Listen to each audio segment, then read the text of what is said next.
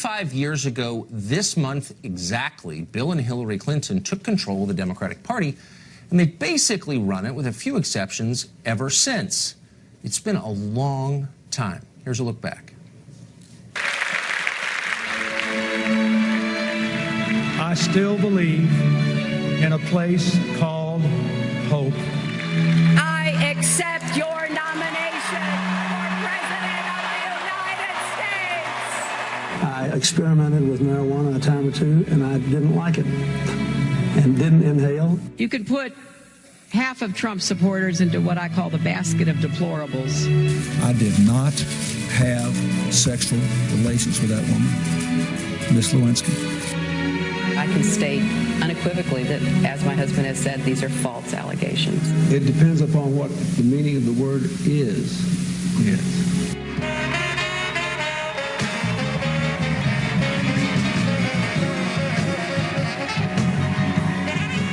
The great story here, for anybody willing to find it and write about it and explain it, is this vast right-wing conspiracy. What difference at this point does it make?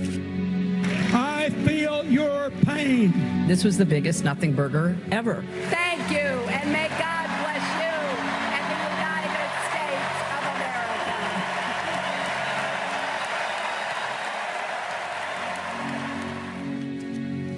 If you're a recent college graduate, that's your entire life.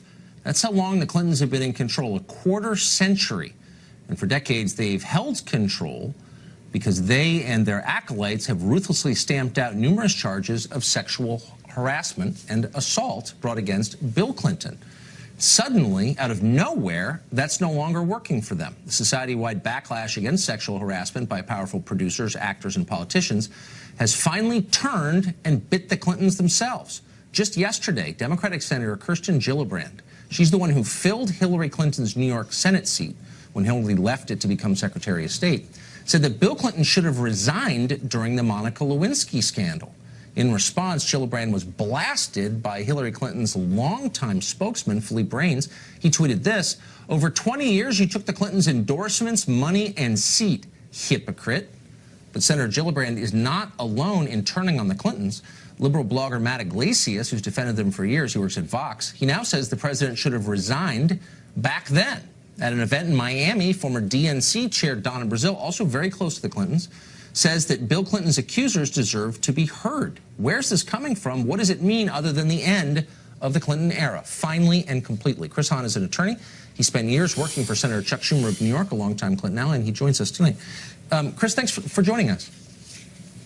Anytime, Tucker. Thanks for having me. I'm not going to pile on the Clintons. Actually, I'm going to say something that I didn't think I would ever say. I agree with Philippe Brains in this case. I think that Senator Gillibrand is basically treating the Clintons like the Clintons treated women. She used them, and now she's discarding them. And I think it is contemptible. Wouldn't you agree?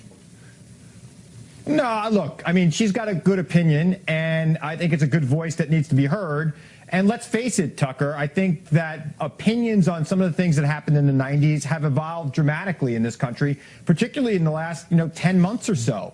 And I think that there's people looking back on what happened, not just with Bill Clinton, but Anita Hill and Justice Thomas, with a whole new light, and they are looking at no, I don't. I mean, if I were much younger, you might be able to pull that over on me, because I'd be like, really? People didn't worry about rape in the 1990s? But I was there, actually.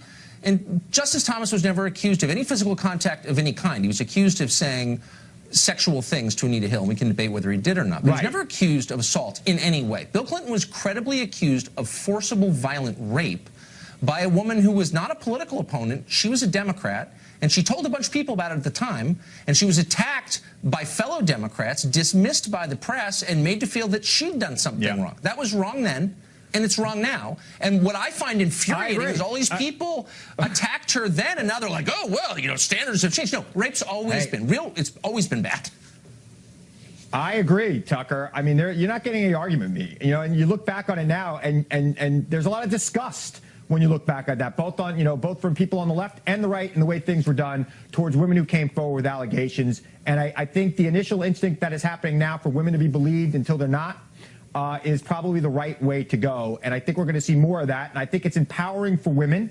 And I think that we're going to see less sexual harassment in the workplace, and we're going to see women move farther up the chain, because I think having more women in power is going to stop this altogether. And I think that's a great thing for America. That's total nonsense. That's first of all, that's nonsense. Social science doesn't back you up, and there have been studies on this, and they don't say what you say they say. But moreover, Hillary Clinton just ran for president a year ago. She's married to the guy accused of rape, and she attacked the women who accused him of sex crimes, and she didn't do it in the 90s. She did it last year while running for president, and she's still denying it. So she wanted the most powerful job in America, and she's attacking the women. So how does your theory work exactly?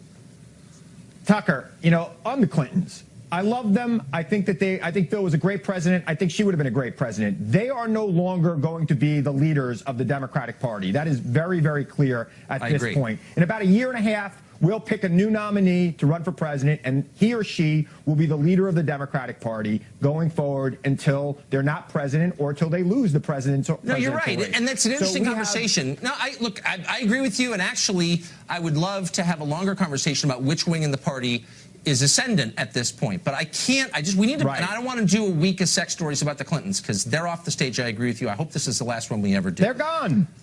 Look, I agree with you.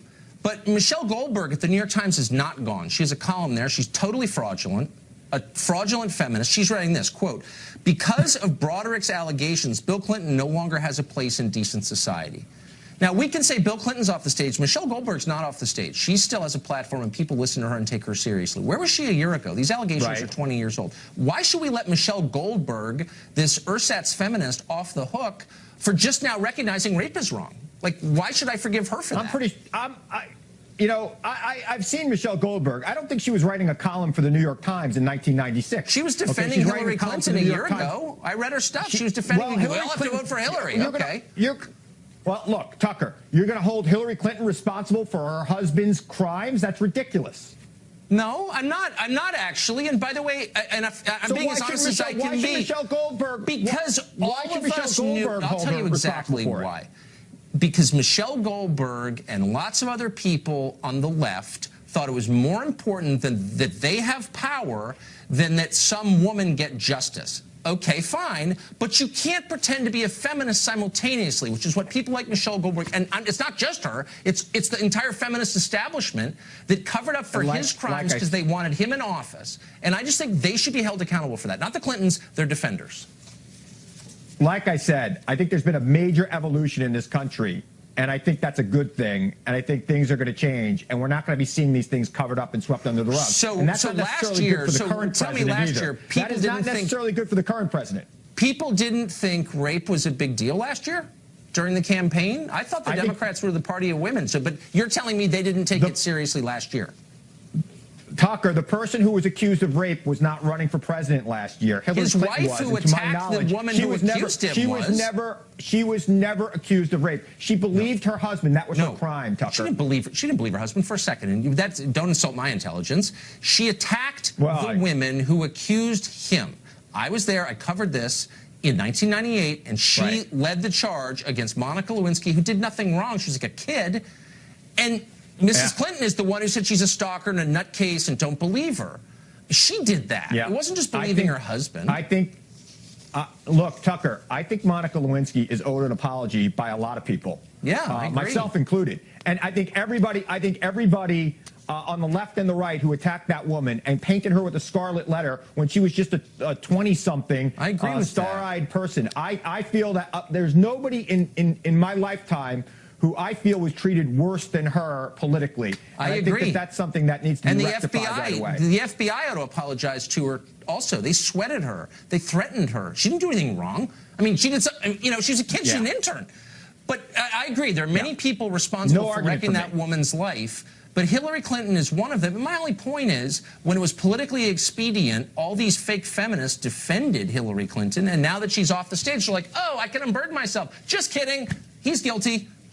Well, look. I don't think they're fake feminists, Tucker. I think they were compartmentalizing some of their feelings on different things. I know a lot of women who do not like Bill Clinton to this day, and are very critical of Bill Clinton because of the Monica Lewinsky scandal, and because of the other things brought up against him. And these are liberal women. Chris, I hope that we have closed the book on the Clintons, and we'll see you back here on another topic. Thank you. Well, I think.